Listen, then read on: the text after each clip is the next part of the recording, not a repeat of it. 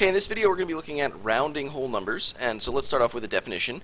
Rounding is the process of making a number less exact but easier to use in calculations. So as a simple example, if I were to take a look at the number like 923 and I wanted to use that to kind of in my head do an addition or subtraction problem, it might be easier for me to just use the number 900, right? It's not as exact as 923, but it kind of is in the same area, and it will give me an idea, an estimation about maybe if I'm putting together a bunch of numbers, what they will come out to be, even though it's not exact. So we're giving up exactness and what we call precision in order to quickly do a calculation. So here's the process of rounding.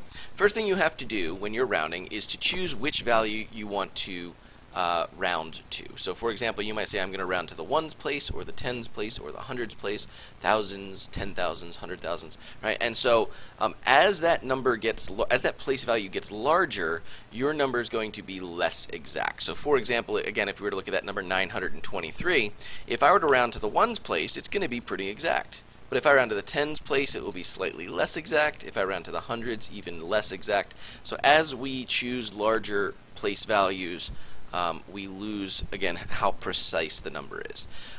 So after we choose the place value, you're going to decide if that value, the digit that's in that value, should be moved up one place or if it should stay the same.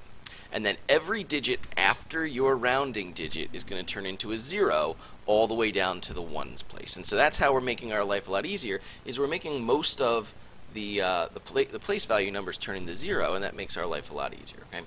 So let's take a look at a very simple example, and we're going to round the number 77 to the tens place. And so what does that mean, to round to the nearest 10?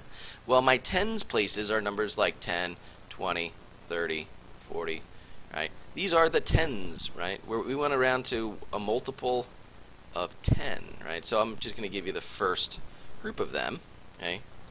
All the way up to 100. These are all tens places. Okay, so I'm going to look at my number 77, and I'm going to give you one example on a number line to kind of show you visually what we're doing. If this is the number 70, that would make this 71, 72, 73, 74, 75, 76, 77. So this number right here, this spot, is 77. And if I say, you know what, let's not use 77, let's move to the nearest 10. If you take a look at this, 77 is much closer to 80 than it is to 70. So in this case, if I asked you to round 77 to the nearest 10, you would say, you know what, the best way to do that is to turn 77 into an 80. And this would be the answer. But the reason is because 77 is only 1, 2, 3 places from this 10, whereas it's 7 places from the 70, right? So it's a lot closer. So obviously we don't want to have to draw a number line for every single one of our problems and look at it and figure out what it's closer to. So we have some rules that you can remember for this instead. Okay, so here are your rules. If the digit to the right of your rounding digit, and so let's pause really quick and see what that means before you write anything down. Okay, if I go back to this number, my rounding digit, I asked you to round to the nearest 10, which means this is my rounding digit right here. I'm going to look at the place value directly next to that on the right-hand side, and I'm going to see what that value is. Okay, so what I'm claiming with these rules is if that digit to the right is 5, 6, 7, 8, or 9, then we're going to move your rounding digit up by 1. And if that digit to the right of your rounding digit is 0, 1, 2, 3, or 4, then you're going to leave your rounding digit alone. You are not going to move it up by 1. And so again, let's take a look back at this very simple example. The reason that this is true is because if I were to label the rest of these, this is 71, 72, 73, and 74. These values, if you were to kind of count your way to the closest 10, these ones are all closer to 70, whereas 75, 76, 77, 78, and 79, all of these ones are physically on the number line closer to 80. So that's why we're saying when it ends in 5, 6, 7, 8, or 9, to move it up to the next one, it's because it's actually physically closer to that value, right? So this is just a rule to help guide you, so we don't need to look at a number line, but really the reason that this rule exists is because, for example, the number 2 is closer to the 70, so we're going to move down. Okay, so that's kind of giving you your guidance, so you don't have to draw number lines. So let's take a look at a couple of pretty straightforward examples. Round to the indicated place value. So the number is 293. I don't want to have to work with a complicated number like 293. I want to make it simpler. So it says round to the nearest hundred. So what you should do at the start is to underline whatever they're describing as your rounding place value. So for us, it's the hundreds. So that's this one. I'm going to look to the right, and I see a 9. Right? And this rule says if it's 5, 6, 7, 8, or 9, then move your rounding digit up by 1, which means instead of this being a 2, I'm going to turn it into a 3, okay? And then I'm going to turn all of these other digits, the 9 and the 3 in this case, the 10's place and the 1's place, into zeros. So to the nearest 100, we would say 293 rounds to 300, okay? Let's try another one. 23,304 to the nearest 1,000. So when they don't indicate specifically, 1,000 would mean 1,000's place. If they wanted something more specific, they would say 10,000 or 100,000, which they didn't. So we're going to say, okay, this is the thousands place. Okay, there's a 3 there. I'm going to look at the next digit to the right. It is a 3. Okay, my rule says if it's 0, 1, 2, 3, or 4, then leave your rounding digit as it is, and then everything else is going to become zeros. So I'm going to write the 2. I'm not going to do anything to the left. All of those numbers are going to stay the same, so that the 2 stays. The 3 does not move up. It's going to stay where it is. And these remaining values, the 3, the 0, and the 4, are all going to turn into 0. So we're saying to the nearest 1,000, 23,304 becomes this number right here. Okay. Last one. The number 1,246,992 to the nearest 10. Okay, so 10 would be this place value. Okay, and I'm going to look to the right and I see a 2, which means I am not going to move this one up.